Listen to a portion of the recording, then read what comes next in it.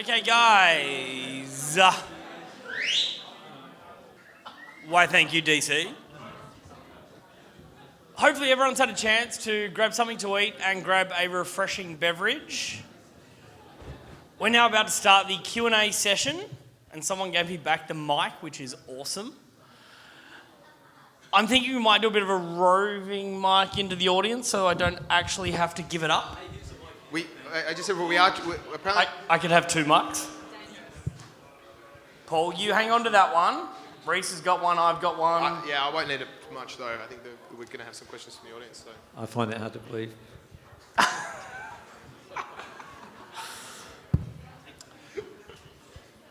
Not too many questions are out of bounds unless they're directed at Rhys, in which case his standard bio will apply. But please raise your hand if you've got a question. I'll come around, we'll do the you ask the question. We have these guys answer it. Would anybody like to start? Or okay, we have one. Is that Trav? No, I asked him. Here you are, sir. I guess no one did. Thanks, Nate. Hi, this is a question for the government guys, really. Where's your preference for, I guess, innovation in government? Where do you see that, or where's your preference for being driven by? Do you see that being driven by outside agencies, so people doing hackathons and things and improving government that way, or do you want to see it driven from within by public service? Shall I start? I think you've always got to start with consumers. That should be our driver. The more we understand what people want and expect from us, the more we have those conversations, that should be driving our innovation. So the real answer to your question is developing a listening within ourselves, but also look at the way, over years, the way we've worked at Tourism Victoria is everything we do is based on research. So we do lots of data collection, data points, talking to people, focus groups. Then comes the creative, if you like, and then the execution. So it's simple really, isn't it? But the first thing, if we haven't got listening happening, mate, whatever we're going to create, we're going to try and be innovative, but we've no idea what people want. I mean, we can fail fast, I suppose, but generally, failure in government's not a great look. Totally agree. Just my last experience working in the big behemoth that health is, right? At the end of the day, there's one thing you try and drill into everyone: patient experience, patient experience, patient experience. Right? At the end of the day, in any organisation, you got to have a good purpose, right? And the purpose, for example, in health, is the experience that patients have and the quality of care that they receive. And if you're serious about innovation, then that's where you start. Nice. Everyone else had a go. Julie, as a non-government worker, how would you like to see government innovate? Who do you think should do it? Did I touch on this earlier? I think they should be...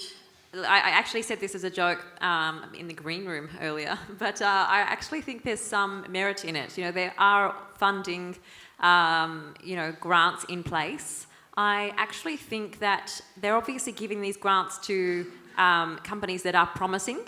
And so I think that in return, they should actually make it a condition that they harness some of that talent. And, here's a $20,000 grant, but we also require you to come and do a 2-day workshop and provide us some of your best ideas on how we can improve the ecosystem and, do an even better job of giving back to startups. So I actually think that they should, yes, startups like us do need help. We do need funding, grants, help. There's always some great initiatives in place, but take something back and have us provide, share some ideas and maybe get our marketers in there, our growth hackers, and see what we can come up with together. Nice. Now, inundated with hands in the air currently. Welcome back. Nick, you have a question? Is the question going to relate to my hair? Because I really think we should go to the panel. We can discuss my hair later, Nick. Look at it, everyone. It's beautiful. So my question, you've got a really nice mix on the panel. Amazing innovator and entrepreneur on the left, and then some really amazing experience on the right here.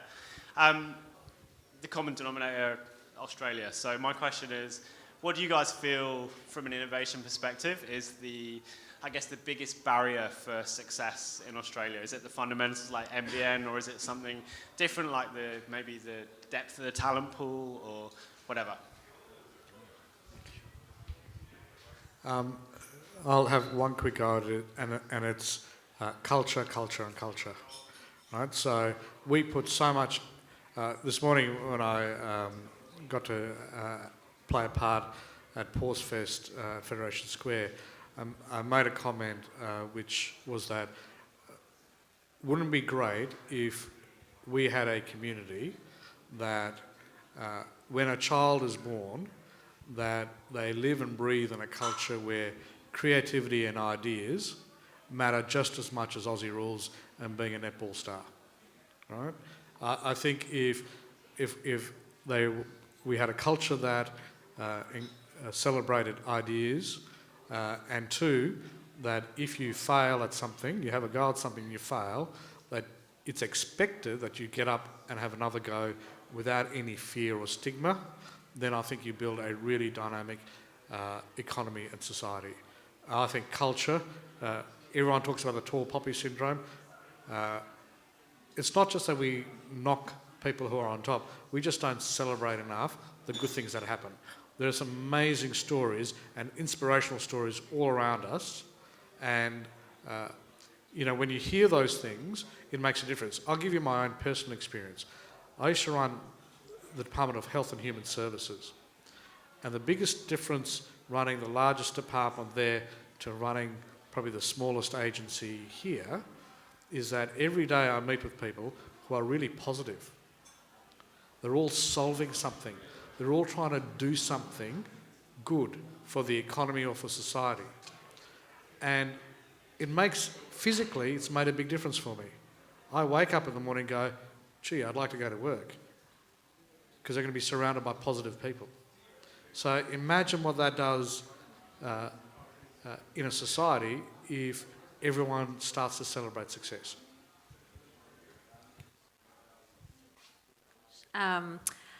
Great question, Nick. I think we have some really, I think we have some of the greatest thinkers here in Australia, and that's even visible in fashion.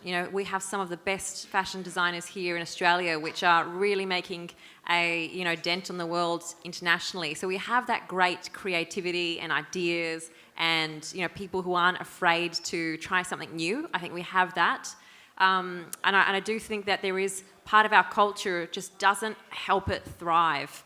There is this real kind of barrier which you need to, it's kind of like this desert of, lack of assistance, and there is that little bit of tall poppy syndrome where maybe is it that people don't want to see you reach that next level? And in the US, there's just nothing but help, and let me introduce you to someone, and that knows exactly how to help you there. There just is that lack of not just funding or resources, but support. There's this, at the nascent stages, there's lots of support around creative boutiques and agencies. But once you get to a certain level, it seems like you're on your own and people are kind of standing back. And if you make it and you're really big and you become, and you're Atlassian, then everyone wants to help you again.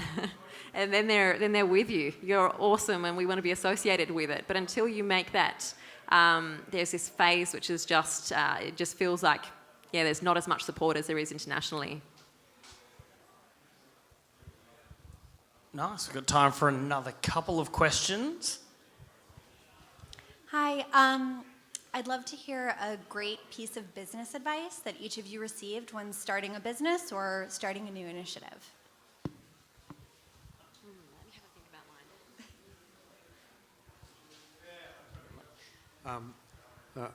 Starting this new initiative, it was know you don't know the answers and go and listen.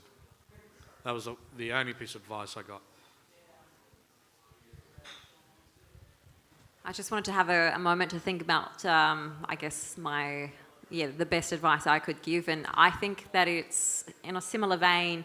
It's okay not to know how you'll get it done, but if you're willing to take that first step, all you need to be willing to do or need to do is ensure you find the people that can help you do it. I didn't know anything about starting an online store, but I was willing to find out how all of those pieces need to come together, what they all entail, and I did that by asking experts. But if I let that hold me back, the fact that I don't know how it's all done, I wouldn't be where I am. So it's okay to want to do something that you don't know how to do. There are experts out there, and don't be afraid to knock on their door.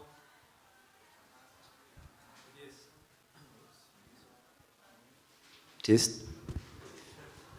Something Rod Cuthbert, who's the CEO of Rome to Rio and the founder of Viator, said, not to me, in an occasion like this once, was he failed his way to success. And I think something you said, I think failure is really hard for us to deal with in our culture here. So it's really hard.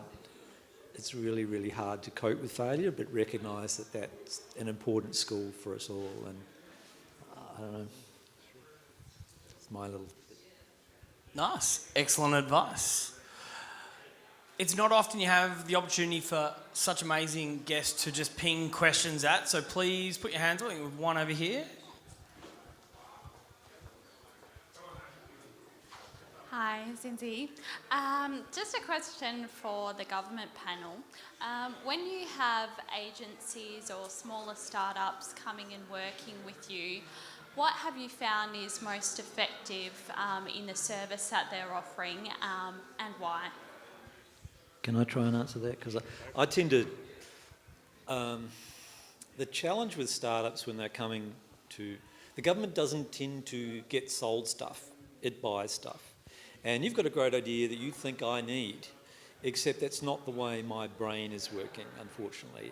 And so, you know, the journey for you is to turn around my thinking. That's going to take ages. And you're a startup, so you don't have time. The most successful, I guess, pilot activities I've had with startups, they tend to be a little more mature, and it is completely aligned with what I already need. So an example of a pilot, we do very few pilots with startups. Not that I don't want to, it's just that they don't have what I need right now.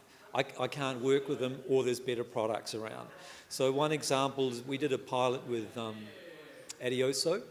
So Adioso basically they're based in Inspire 9. They've morphed their business model since then, but pretty much they're a kind of a version of Skyscanner. They watch prices, and so from a tourism perspective, people could come to our page from, say, Berlin, and Adioso would say on our page, oh, I see you're coming from Berlin, do you want me to watch prices for airfares for Melbourne for you? Now that kind of works really well for me, because I'm trying to encourage people from Berlin to come to Melbourne, and that would be the next step maybe. So that was a great partnership model. Interestingly enough, of course, consumers didn't engage with that. So that was a little bit of a learning for me. But yeah. I think the best characteristic, and this is very rare because government very rarely gets startups coming in, but on the very, very rare occasion it does, the best thing is that they're not government. And you have to value them you have to value that to take them on, because they don't have all the baggage of thinking and can approach the topic so differently to what you assume. And I think the hardest part is quite often they're very reluctant to say what they really think. But in fact, that's the reason why they've been brought on. And so I always encourage, if you're a startup and you're somehow working with any large organisation, say what you think, because that's where the value resides.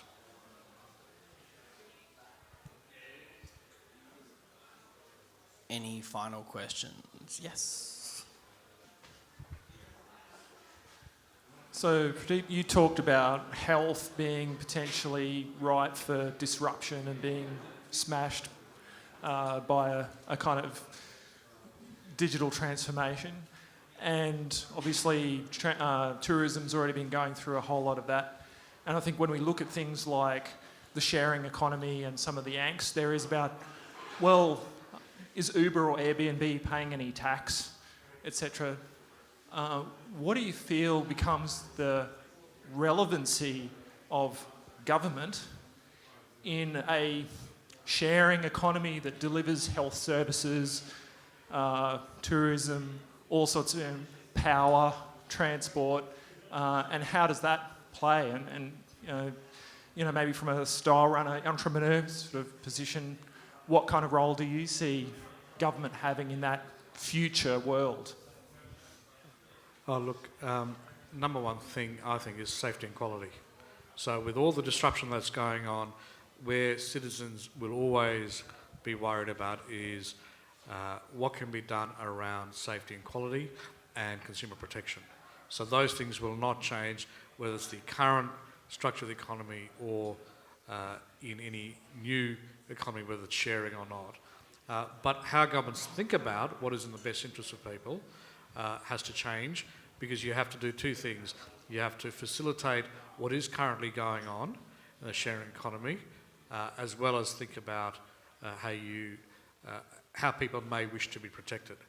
So those big policy questions don't change. How you go about it may well do. I just got a comment to add. I think governments, the state and federal, will be, over the next few years, under massive financial pressure. We've got increasing demand for health services, education services, decreasing revenue. And I think that invariably in government, you kind of coast along until change is forced upon you. And sometimes that's political, but there's a massive financial pressure that's going to hit us all. And that is going to absolutely drive change, because people will come to the leaders within government and say, mate, you just got to do it on less. What are you going to do? And we'll desperately look around and figure out how to do that. And guess who will be there to help? People like you. From my perspective, I think that this sort of sharing economy is going to continue, and I would like to know what we can do with it to disrupt politics. So I think it's going to happen. It's going to continue to happen, and it will eventually go from industry to industry. And why not take it all the way to the extreme and start sharing the opinions and voices of needs of people, to actually get our important things on the agenda.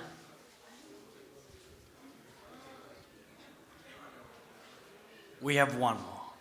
Okay.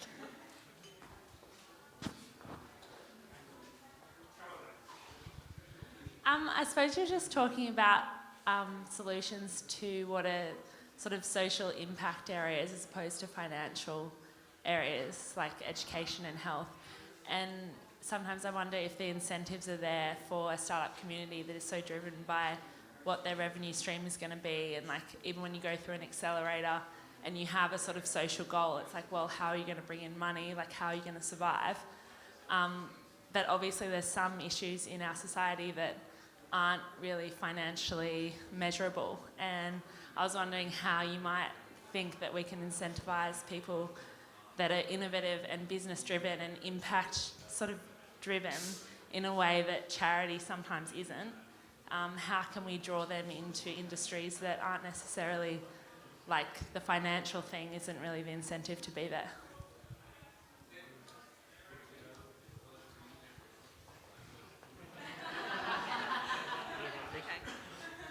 Look, I think it comes down to, it's essentially a not-for-profit, but it will still have expenses, and those expenses need to be funded one way or another. So I feel like it still might need a sort of charity angle to, there are people who are passionate about all sorts of worthwhile causes. And so, look, potentially there's funding via, government sources or philanthropic, high net worths that may want to get behind this, but perhaps the most sustainable method might still be fundraising via, a sort of charity-like drive. But if you can actually make that a sustainable model, it's purely that's how you would solve the finances to run it. And then it's all about creating a model which is beautiful to interact with, that gets people interacting with your cause and making great things happen. I guess the only thing I could add to that would be if the enterprise is doing something that maybe the government would like to occur, and maybe there's a good policy position about why it should occur, and it's probably something that you alluded to earlier. If you can be in that service delivery mode, if that's what your startup is all about, then maybe there's going to be opportunities here, because organisations like ours are getting smaller and other organisations are delivering service on behalf of government. And if you think about it, you know, charities have taken over employment services of different types. You know, increasingly that they're moving of those services into more a light, nimble kind of space, even though it's a social service. You know, maybe we'll see much more of that. I mean, I think of one here in Melbourne. We've got AIMS, which are a sort of a corporation funded by the state government that look after migrants, refugees, and all of those, and they're their clients, and they help them through. And that's kind of it's a corporation. It's funded by government, but it's separate from government. And that sort of model, increasingly, I mean, you're going to be a corporation, aren't you? I don't know. Maybe that model's going to provide. If it's not somebody giving you money, because it's a good thing. If it's government, that might be a direction. Look, the only thing I would say is just it is a very good question. It's a very difficult issue to deal with, but the mental model I have in my head is this: if there is a social concern that is geographically based, locally based, then you expect somehow for community backing in the local community to solve that particular problem. If it's about a cohort, which is dispersed across different geographical areas, then scale might see funding come in from an external source. Where there is not scale, but it is also geographically dispersed, then you have philanthropy comes in as the funding source. So between those, that's kind of how, that's the kind of mental model I have in my head about how to start to think about that issue. But at the end of the day, we also know that in this field, being in front of the right person at the right time makes all the difference. And as long as every endeavour has the right purpose and is clear about that, then it seems to me that there are multiple funding sources that can come to play. Wonderful. Guys, please thank our amazing speakers this evening, Julie, Pradeep and Paul.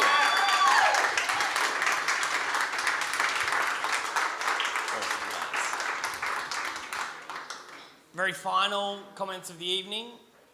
Thank you to our amazing sponsors, Braintree and PauseFest. Amazing partnerships. Thanks to the guys at Stackler who helped with some tech.